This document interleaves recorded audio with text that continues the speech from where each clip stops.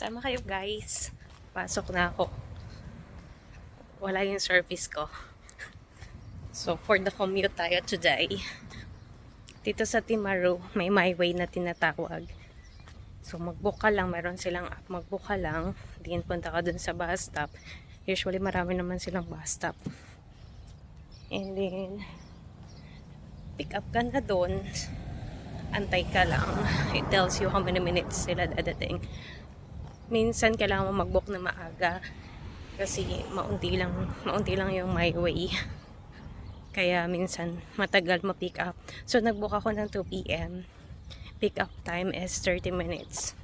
So ito, malapit na ako.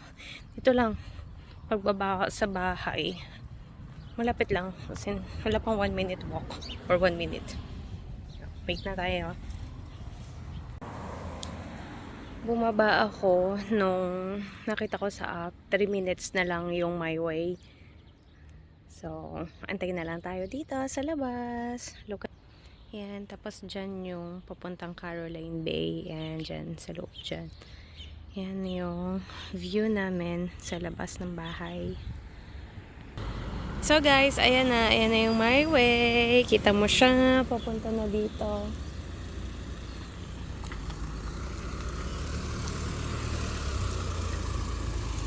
Thank you.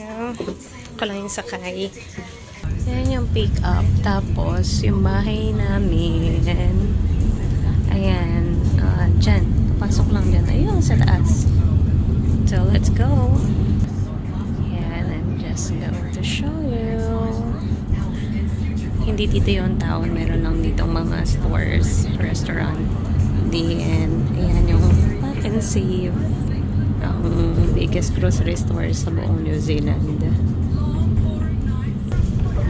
Malapit lang naman eh. Usually, siguro 5 minutes. 5 minutes drive lang. Mula sa bahay papunta sa work. Wala si Robert pumasok. So, nag-my way ako. Ayan nga pa. Ayan. Ayan na yung work namin. Ayan, mga villas yan. Kasi ito na yung bus stop. Ayan na. Lapit lang siya. Ayan yung bus stop. Tapos, dito na yung work. Ayan, ang Reduce Ellington Gardens. Marami silang rest home buong New Zealand. Ito, dito to sa Counter Perry sa South Island. Kasi yan, yung mga bahay dyan, mga villas yan. Retired home village.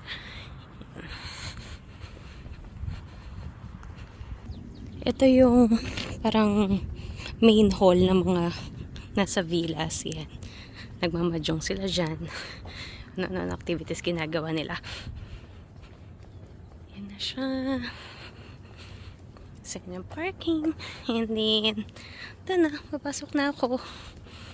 Yun lang. Bye!